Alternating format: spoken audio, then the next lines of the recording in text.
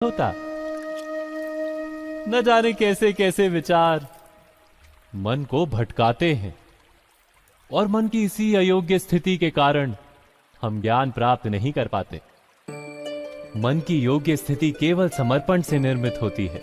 समर्पण मनुष्य के अहंकार का नाश करता है, ईर्ष्या, महत्वाकांक्षा आदि भावनाओं को दूर कर हृदय को शांत करता है और मन को एकाग्र करता है।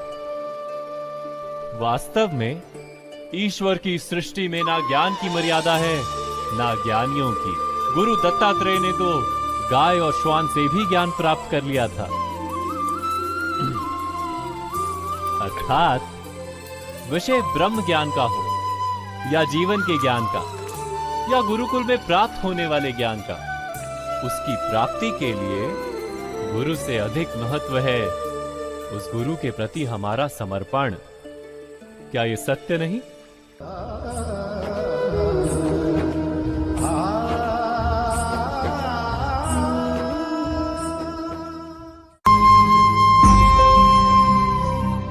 प्रत्येक मनुष्य के जीवन में ऐसा क्षण अवश्य आता है जब सारे स्वप्न, सारी आशाएं, सारे दृश्य ध्वस्त हो जाते हैं। जीवन के सारे आयोजन ही बिखर जाते हैं।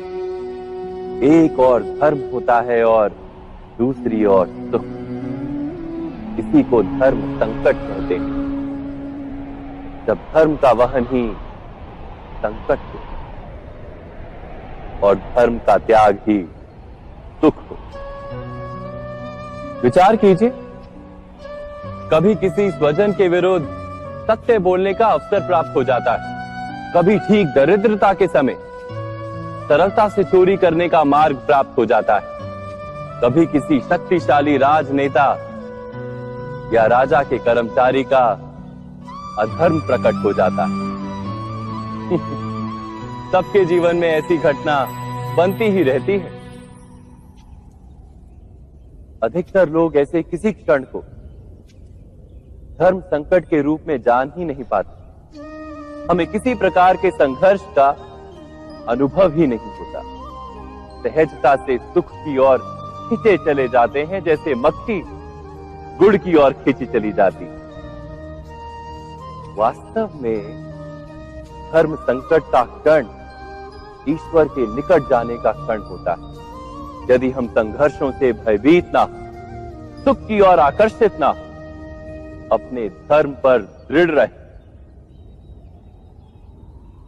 तो ईश्वर का साक्षात्कार दूर नहीं।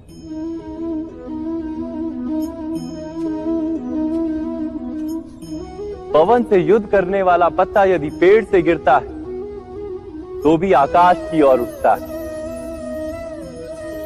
पवन से झुकने वाली घास वहीं भूमि पर रह जाती है।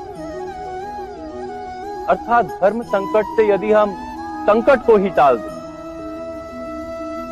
तो सुख तो मिलता है, जीवन बढ़ता है, किंतु क्या चरित्र नहीं टूटता?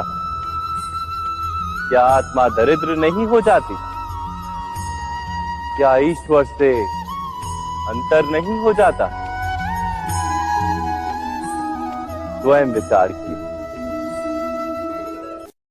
दो व्यक्ति जब निकट आते हैं तो एक दूसरे के लिए सीमाएं और मर्यादाएं निर्मित करने